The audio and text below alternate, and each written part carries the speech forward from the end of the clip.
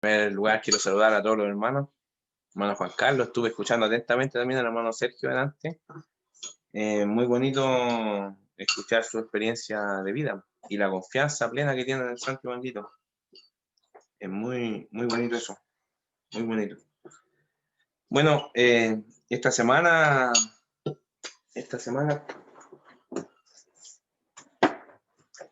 un segundo, está retirando mi teléfono que puede sonar, entonces prefiero dejarlo apagado. Bueno, esta semana estamos estudiando la Parashat Vayigash, ¿cierto? Y se acercó. Y solamente quería decir algunas cositas que estuve anotando ahí referente a esta Parashat que como que hacen ruido y es importante poder profundizarla de repente. El versículo donde comienza nuestra Parashat dice: entonces Judá se llegó a él y dijo: te ruego, Señor mío, que hable tu siervo una palabra en oídos de mi Señor, y no se encienda tu enojo contra tu siervo, pues tú eres como el faraón.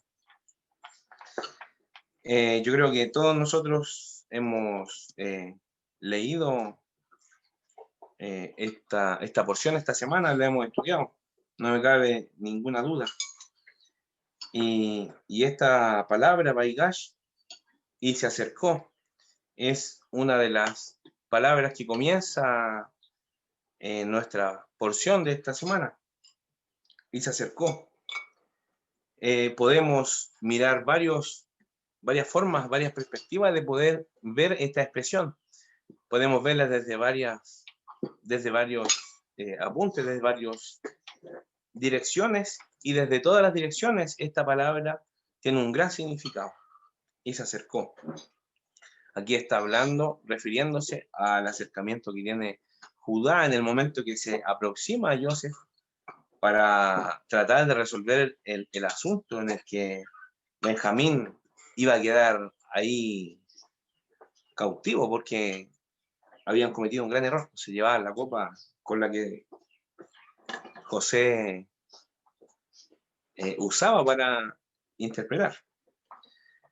Bueno, esa era la trampa que puso José, ¿cierto?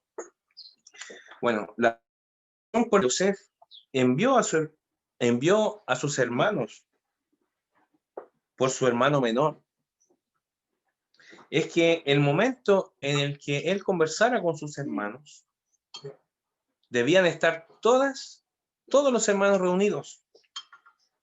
Tenían que estar todas las tribus de Israel reunidas en este momento en el que va a ser quitado el velo de los ojos de aquellos que no pueden reconocer o no pueden darse cuenta que Yosef es Yosef.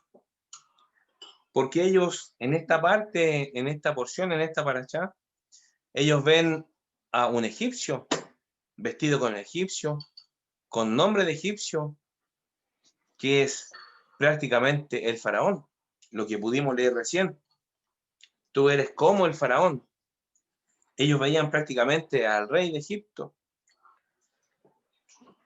Entonces, Joseph envía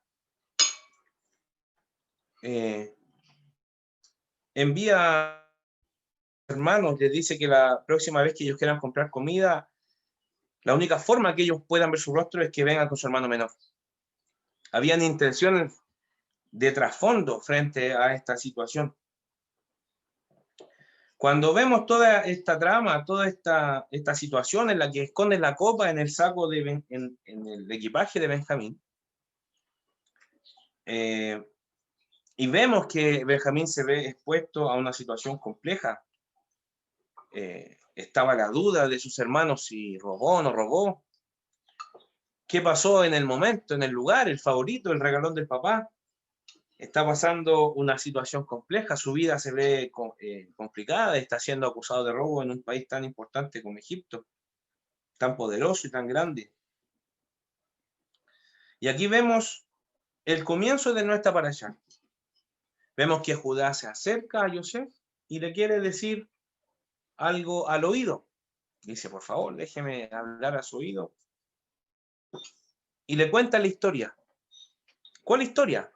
La historia de quién era Benjamín. La historia de lo que estaban arriesgando si Benjamín se quedaba en Egipto. Lo que había tenido que hacer él para lograr traer a su hermano Benjamín a Egipto. Y les cuenta también la historia de su hermano muerto, del hermano mayor de Benjamín, el único hermano de mamá que Benjamín tenía.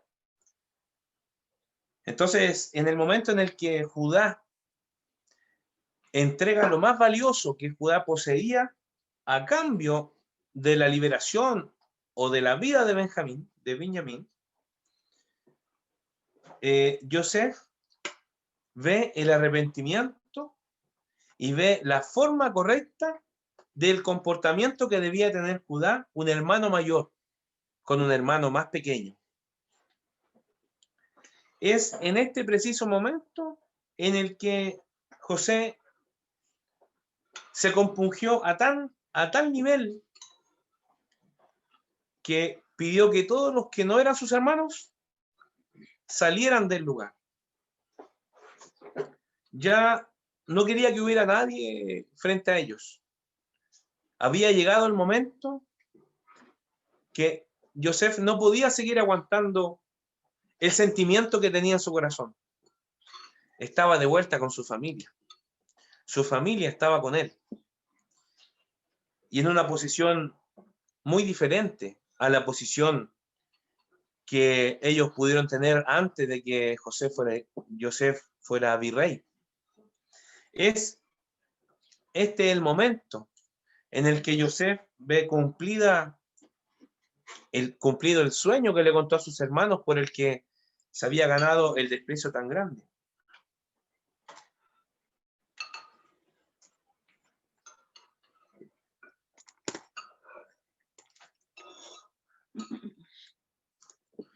Y yo quisiera detenerme un poco en esta parte, porque nosotros sabemos que esta historia, este relato, la vida de Yosef, no es solamente un relato de una historia de nuestros antepasados, sino también que es una porción que carga una profecía muy grande. Porque Yosef es un tipo de Mesías. Es un personaje que muestra cómo debía ser Yeshua, cómo debía ser el Mesías. Por quien misericordia del Santo Bendito nosotros ya sabemos que es Yeshua. Pero muestra características y situaciones que debía tener el Mesías de Israel, el esperado Mesías de Israel. Por eso que Yeshua dice que los que creen en Moisés, el que le crea a Moisés, que sepa que de él habla Moisés, de su forma de ser, de su persona. Y en este momento en el que Yosef se muestra y abre su corazón a sus hermanos y se demuestra y muestra su real identidad, es un lugar donde también nosotros pudiéramos ver cómo va a ser el momento en el que vuelva nuestro Mesías y comience una nueva vida, una vida diferente, una vez que nuestro Mesías haga su entrada otra vez en este escenario, cuando llegue la era mesiánica, cuando llegue el momento que todos nosotros deseamos y pedimos, en que todo esto se termine, que llegue el momento que el Mesías vuelva, que se termine el dolor, que se termine el sufrimiento, el hambre, la enfermedad. Yo creo que todos nosotros deseamos ese momento, la llegada de nuestro Mesías. Pero fíjese usted en este minuto, ¿qué es lo que tocó el corazón de Yosef? Es justamente ver el arrepentimiento y el sentimiento de protección que Judá tenía con su hermano, con Benjamín, con su pequeño hermano. Ese arrepentimiento y esa forma de vivir y de ver a su hermano con amor y con protección que no tuvieron con él. Ese fue el momento y ese fue, yo creo, lo que hizo clic en el corazón de Yosef. Y Yosef ya no pudo soportar más y le confiesa a sus hermanos que él es Yosef, Ani Yosef. En este minuto, antes que José les revela a sus hermanos que él es José, sus hermanos no lo podían identificar. Ellos escuchaban su voz, esa voz que por 15 años antes estuvieron escuchando, que vieron cambiar, que vieron desarrollarse, pero estaban escuchando a su hermano y no podían identificarlo. No lo podían reconocer. En el versículo 45, en el versículo 1 del capítulo 45 de esta porción, dice: José no pudo contenerse delante de todos los que estaban al lado suyo y clamó: haced salir de mi presencia a todos. Y no quedó nadie con él para darse a conocer José a sus hermanos. No quedó nadie con él. Este versículo y esta parte también me hizo pensar seriamente en el momento cómo va a ser cuando Yeshua vuelva. ¿Qué nos enseña la Torá? ¿Qué va a ser ese minuto? Aquellos que no tuvieron en su corazón el espíritu como el que pedía, como el que debía tener con su hermano pequeño, no podrán estar delante. Aquellos que no tengan esa familiaridad con nuestro Yeshua, que no se identifiquen como su hermano, que no se identifiquen como parte de las mismas ovejas, no podrán tener el privilegio de estar en ese salón. Ese salón es únicamente para Yosef y para sus hermanos. Ese minuto en el salón en el que muestra su identidad, ¿qué dice la palabra? Mateo 25, 32 y 33. Voy a leer desde el versículo 31. Mateo 25, 31. Y cuando el Hijo del Hombre venga en su gloria, y todos los santos ángeles con él, entonces se sentará sobre el trono de su gloria, y serán reunidos delante de él todas las naciones, y los apartará los unos de los otros, como aparta el pastor las ovejas de los cabritos, y pondrá las ovejas a su derecha y los cabritos a la izquierda. Entonces el rey dirá a los que estarán a su derecha: venid, bendito de mi Padre, heredad del reino preparado para vosotros desde la fundación del mundo. Porque tuve hambre y me diste de comer, tuve sed y me diste de beber, fui huésped y me recogisteis, desnudo y me cubristeis, enfermo y me visitasteis, estuve en la cárcel y vinisteis a mí. Entonces los justos le responderán diciendo: Señor, ¿cuándo te vimos hambriento y te sustentamos, o sediento y te dimos de beber? ¿Y cuándo te vimos huésped y te recogimos, o desnudo y te cubrimos? ¿O cuándo te vimos enfermo en la cárcel y vinimos a ti? Y respondiendo el rey les dirá: de cierto os digo, que en cuanto lo hicisteis con uno de mis hermanos pequeñitos, a mí lo hicisteis. Entonces dirá también a los que estarán a la izquierda: apartaos de mí, malditos, al fuego eterno preparado para el diablo y para sus ángeles. Porque tuve hambre y no me disteis de comer, tuve sed y no me disteis de beber, fui huésped y no me recogisteis, desnudo y no me cubristeis, enfermo y en la cárcel y no me visitasteis. Entonces también responderán diciendo: Señor, ¿cuándo te vimos hambriento, sediento, o huésped, o desnudo, enfermo, o en la cárcel, y no te servimos? Entonces le responderá diciendo: de cierto os digo, que en cuanto no lo hicisteis a uno de estos pequeñitos, tampoco a mí lo hicisteis. E irán estos al tormento eterno, y los justos a la vida eterna. Mire, quería leer esta porción de Mateo, porque justamente en esta porción que se me asemeja o se me mezcla con el minuto en el que Yosef ve el arrepentimiento de Yehudá. Cuando Judá tiene en su corazón el sentimiento de proteger a su hermano y quiere entregar su propia vida a cambio de la vida de su hermano. ¿Para qué? Para no causarle al padre, a Israel, el dolor que lo llevaría con sufrimiento a la tumba. Es este convertimiento, este arrepentimiento, esta conversión que hace que Joseph quiebre su corazón y ya no oculte más su rostro de sus hermanos. ¿Cómo fue el momento en el que Joseph se muestra a sus hermanos? Les dijo, vengan, soy Joseph, miren mi marca, miren, ¿cuál es la marca que tenía Joseph? La circuncisión, ¿cierto? Es este el minuto en el que él se demuestra y hace sacar a todos los demás. Todos aquellos que tienen en su corazón el deseo de proteger, de cuidar, de ayudar a algunos de sus hermanitos pequeños, a algunos de sus pequeños, todos aquellos lo que están heredando es tesoro arriba en el cielo. Es el momento en el que seamos contados también como ovejas. Todos aquellos que miran a Israel con malos ojos, todos aquellos que desprecian a este hermano pequeño, serán mirados no con gracia y no con misericordia por los ojos del Mesías cuando el Mesías vuelva. Aquí, cuando los hermanos de José estaban atormentados, tenían en su cabeza tristeza, tenían miedo, tenían tristeza. ¿Por qué? Porque su pecado fue descubierto. Tenían miedo. ¿Por qué? Porque a quien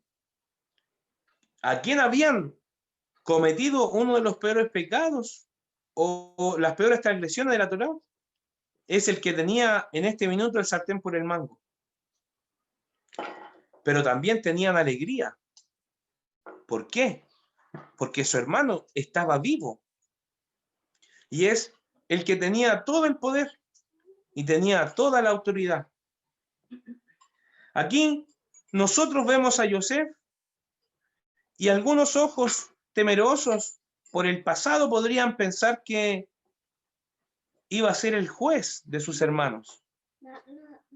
¿Recuerdan ustedes quiénes son los que querían matar a Joseph cuando lo tiraron al pozo? Por aquí lo anoté. Era justamente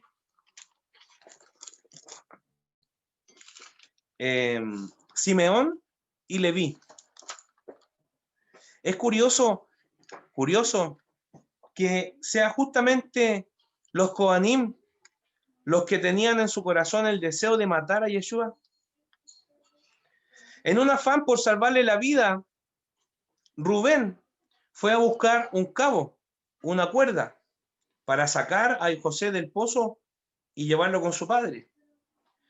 Y es en ese momento en el que aprovecha la instancia y para evitar que sangre cayera sobre sus hombros o sobre su cabeza por asesinar a un hermano y también sacar un poco de beneficio por ello, decide vender a Joseph. De la misma manera que es el mismo Judá, que es Judas Iscariote quien decide vender a Yeshua. Hay tantas comparaciones que nosotros pudiéramos hacer en este acontecimiento. Tantas cosas que podríamos decir.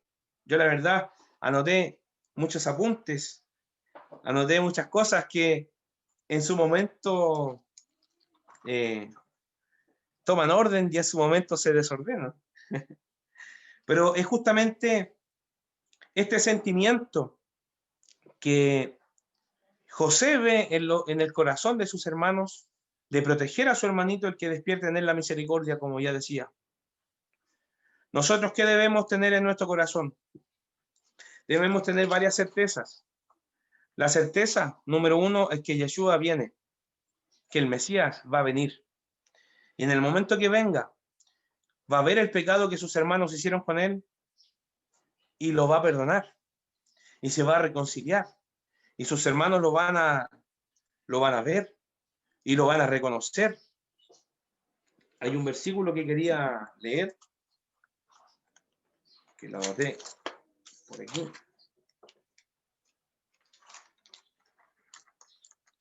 ¿Cómo va a ser en Zacarías? Una profecía. Un segundo. Zacarías 12:10.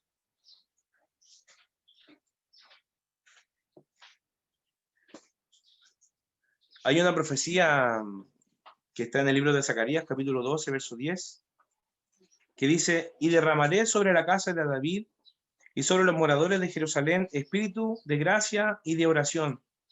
Y mirarán a mí, y a quien traspasaron, y harán llanto sobre él, como llanto sobre unigénito, afligiéndose sobre él, como quien se aflige sobre primogénito.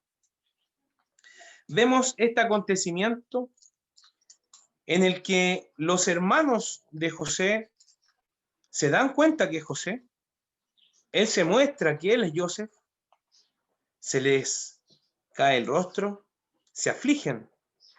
Y José les dice que no tengan miedo, que no se turbe el corazón, porque el hecho que José estuviera en ese minuto ahí no pasaba porque ellos hubieran vendido a su hermano o habían intentado matarlo. No estaba en las manos de ellos.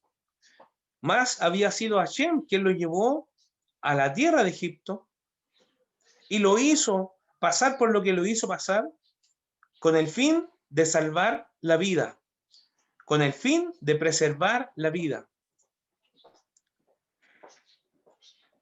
Los hermanos lloran amargamente y lloran abrazándose de a uno. Los abrazaba y lloraba sobre sus hombros. Dice que los llantos y los gritos de José se escuchaban en las casas de Egipto. Hasta de la casa de Faraón se escucharon.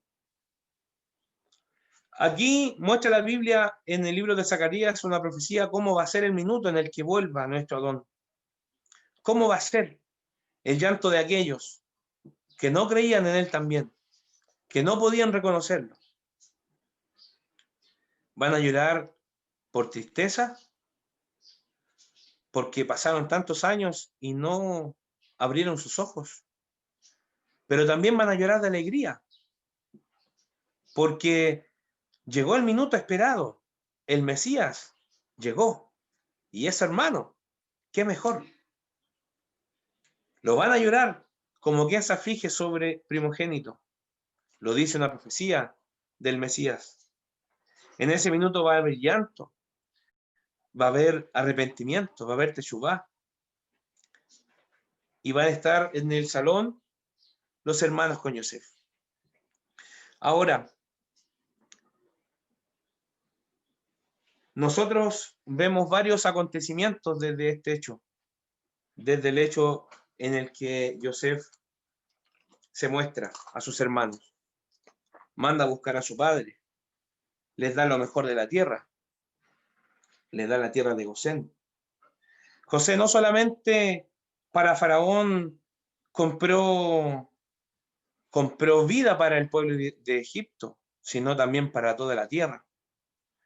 Y no solamente le compró a Faraón, le ganó a Faraón la salvación, sino también cuando la gente ya no tenía dinero para comprar el sustento, ellos empezaron a pagar con sus tierras. Llegó a tal punto la situación que toda la tierra era de Faraón. Después, cuando ya no había tierra que comprar, José empezó a comprar la vida de las personas para Faraón. Entonces, todas las almas de la tierra eran de Faraón. ¿Quién es el poderoso y el soberano del universo? El Rey de Reyes y Señor de Señores, Adonai. Él es dueño de la tierra y Él es dueño de la vida. Él es dueño de las vidas y de todo lo que hay. Pero también vemos que Yeshua hizo algo por nosotros. Primera de Corintios 6, verso 20, dice: porque comprados sois por gran precio. Glorificad pues y traed a Dios vuestro cuerpo y en espíritu, los cuales son de Dios. Jesús también nos compró a nosotros a precio de sangre, para que seamos suyos. Esta parashá, y se acercó, es una parashá muy compleja. Muestra muchos acontecimientos que sin duda alguna nuestro Moré mañana nos va a deleitar con una gran enseñanza.